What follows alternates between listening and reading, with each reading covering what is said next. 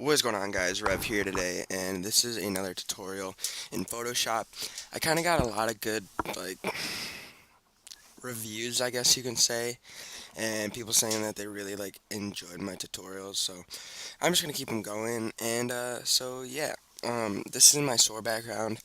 If you guys haven't seen it already, it should be going up on the Divinity Artist soon. It depends when I get this tutorial out, so you guys might have seen it or not, but, yeah.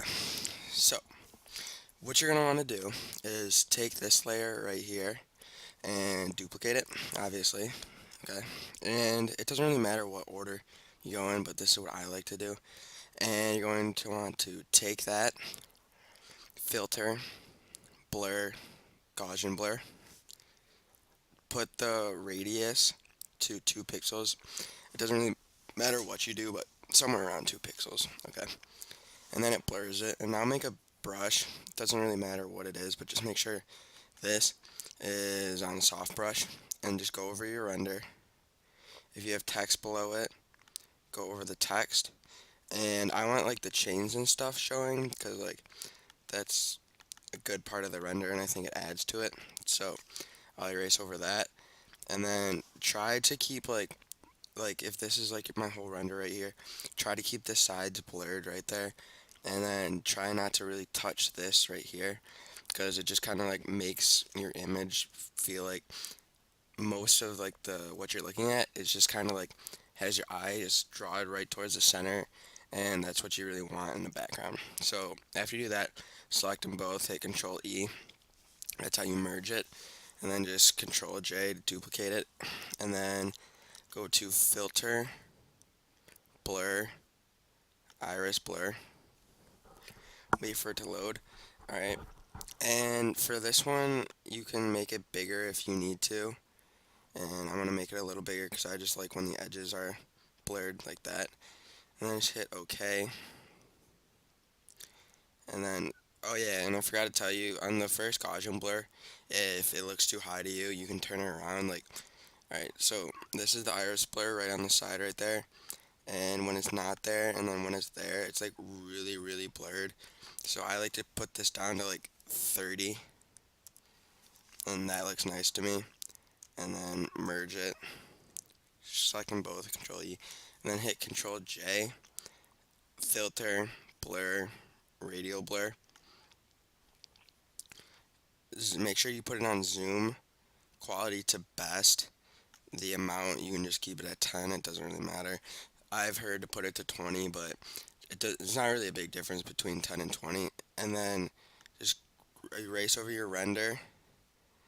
And this one I'd like to do like a little bit more and go to like towards the top, and then put this on 40% because if you leave that up all the way it'll look really ugly. Merge them both, and then now you're going to want to create a new layer. Control Shift N, and select your marquee tool, and just make like little boxes like that. And then now you're gonna have to shift click and create other like mini boxes. You can create like a big one if you want, just like some other little ones. Put a little one right there, and one right there. Then take your bucket tool and just fill it all in. Take your marquee tool, click it. Alright. And then you're going to want to put the opacity on 1. Or if you're really crazy, 2. But sometimes 2 is like too high, like right here. You can obviously see that there's like a white box, so I put it to 1. Merge it. And now what you're going to want to do is take the marquee tool again. And now in like some different places that you like already did it, put some like over your render in some nice areas. That right there.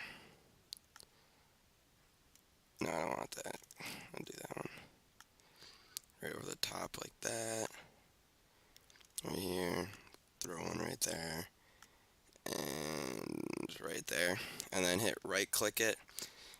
Layer via copy. And then go to filter, blur, motion blur.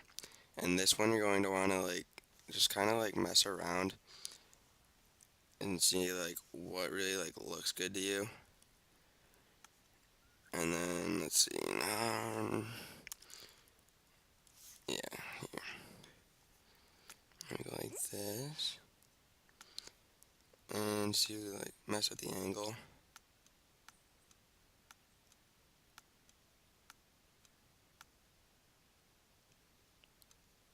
Just put this to 0.